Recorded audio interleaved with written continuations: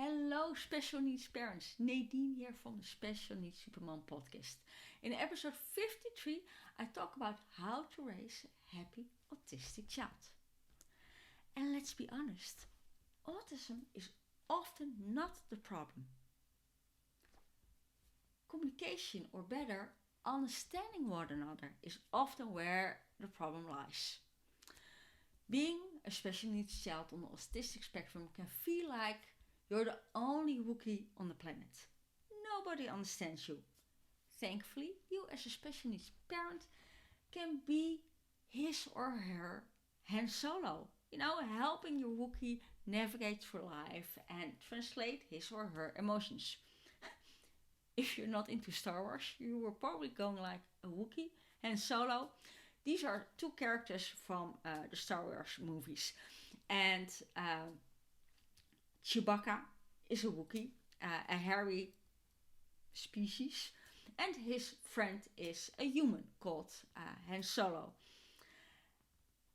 And Han Solo is the only one that can understand Chewbacca. Chewbacca often just, makes these sounds, and it can look scary, while actually Chewbacca is really happy. And that's what I meant. That's what I'm going to explain in this episode. You, as a parent, are the person that can translate your kid's needs and help him understand and navigate through life.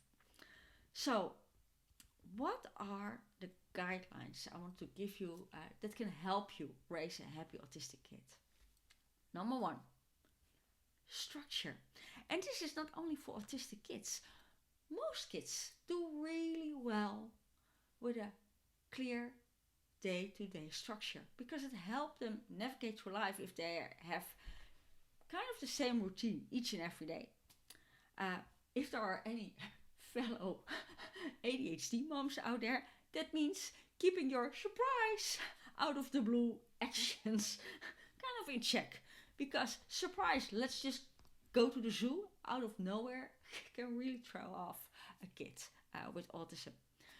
Because they need time to prepare mentally to deal with certain stuff, even if that's so-called fun stuff. Structure day-to-day life, but also help your kid with structure in his tasks, his homework. Wonder Boy, to his day, he's in college now. If he has a big test or a big project, because he only sees details, he's completely overwhelmed. Because he doesn't see time, he just can't grasp how much to learn, for what day, how many days he has left, how much pages he needs to learn, or with a big project, what exactly he needs to do to get from A to B. Especially when you're autistic and every detail is important. It can be overwhelming. So help your kids bring structure with homework and day-to-day tasks. So for homework, that could be what we do. Have a monthly planner. Write down Monday, Tuesday, Wednesday, write down the dates. Write down where we are today and write down when the test is coming, the exam is coming, or the project is due. Because then they can count how many days there are. It helps them visualize. And then you can break it down, In 10 days you need to know all about this book. That book is 100 pages. So that means, do you want to do 10 pages each day, or do you want some extra days to go over it? And then you need to implement that. It can really help. And this goes, by the way, for cleaning up your room as well. Because cleaning up, where to start if it's a mess? If you start with saying, clean up the yellow Lego pieces, it helps them, grasp what's lying ahead. Number 2, translate. Like I already mentioned, being autistic is like being, a Wookie, being that alien on a planet where nobody speaks your language. But you as a mom can often read your kids. You can see what's going on, and when they can't express their emotions, you are the person that can help them calm down and tell the outside world what's going on. And this is not only for non-verbal kids, not at all. When, in our case, Wonder Boy is completely overwhelmed, he's just stuck in his head and he can't express himself and all the emotions are flying by. Often, he just needs a really good hug from his mom, and it helps him calm down. If we are at big parties or family events, I make sure we have a quiet room where he can calm down, during all the activities. If we have an outdoor event somewhere, I plan in one-on-one moments. So he can find and recharge his superpowers, and I can as well, by the way. Great excuse to get out of certain things. So help him. As a mom, you probably know what it needs. The world doesn't understand that. You can be the translator here. Number 3, talking about the outside world. Set boundaries. Not for your kids, but for that outside world. It's not about meeting outer expectations. That's where the problem often starts, because you try to fit your kids into a certain box or try to please everybody in the family or in the neighborhood, while your kids simply can't do certain tasks. So it's not about pleasing your parents and making your kids hug every family member at a party. That's not what the bloody party is about. The same goes for, kind of losing my train of thoughts here, but what I try to say with setting boundaries for that outside world, you're creating a safe place for your child, whether that's dealing with family events, but also with, it's often considered, be nice to the lady at the checkout or be nice to a stranger. Well, we also learn our kids stranger danger. That are 2 things that don't match in a mind of a kid with autism. Because stranger danger, back off.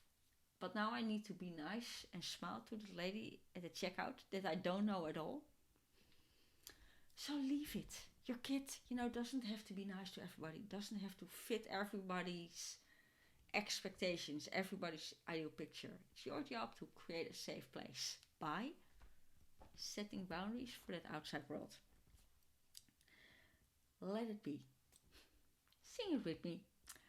Let it be, let it be, let it be, let it be. I'm really, really sorry, Beatle fans. This is a song by the Beatles, and it's kind of a hippie song, but it's about, let it be.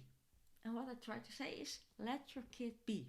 So, your kid is only into Legos, so what? How many hobbies do you have? Your kid really, really, really doesn't want to dress up because she hates dressing up. Because she kind of loses herself when she does so. She doesn't understand, that she's still the same person. Let them be. They don't have to fit the normal boxes, If your kid, also really, really, really studied hard and gets a C, celebrate that. We live in a world where we have bumper stickers saying, I was a grade A student. And I think it's not only, it's not fun for normal kids as well, that you really try your best. You just don't get it, but you do the best you can and you get a C or a B. And the only one getting a praise is, the kid that's getting straight A's. That's the kid that they call forward. That's the kids they applaud in a school. Well, maybe they don't even have to try hard. While your kid, working its ass off, is getting a C and then gets the comment, well, you could have done better. I actually got commented once by a teacher of Wonder Boy. Wonder Boy is crap at spelling. Just doesn't understand it. 17th century Shakespearean English? Fine. Modern spelling hasn't got a clue. So he really did his best. And he got like a C plus.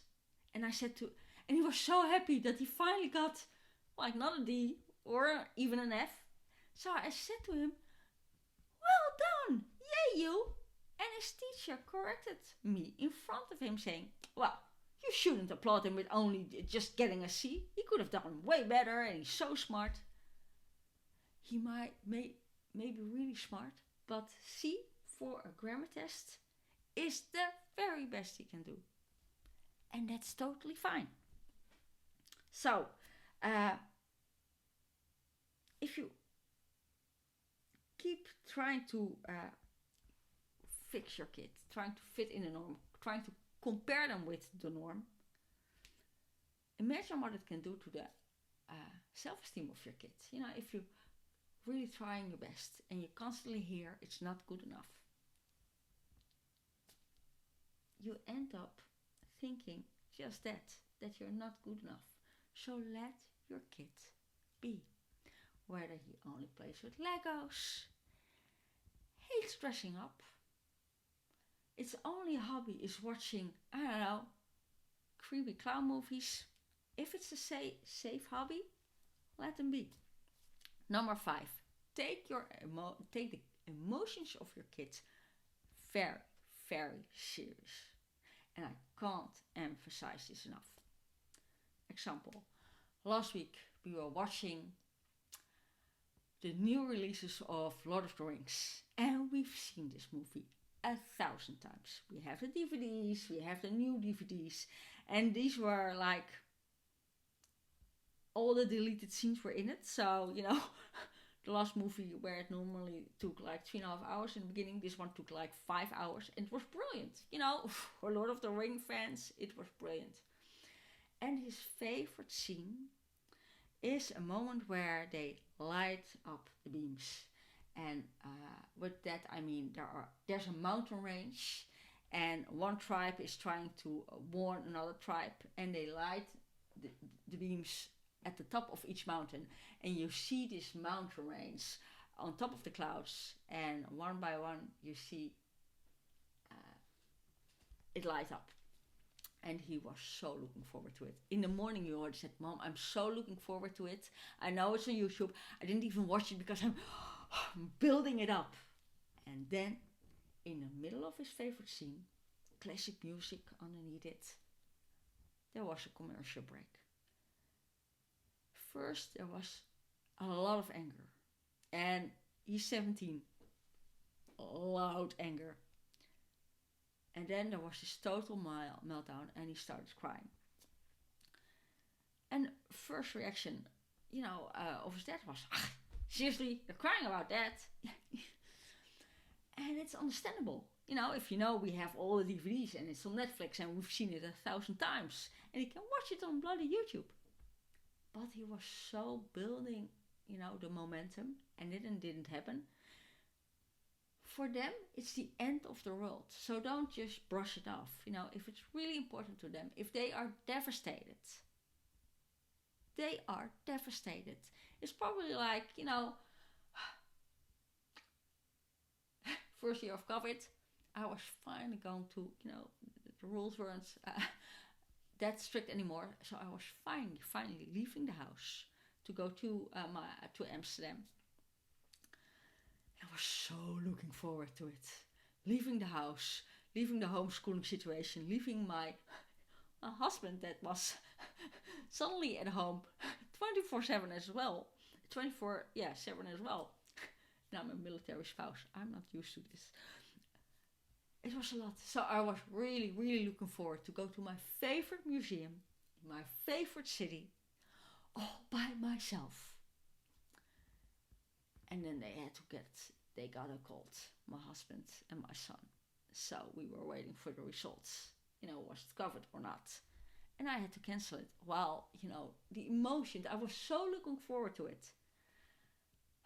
Of course, you know, too bad. And I sucked it up and I had a glass of wine and moved on.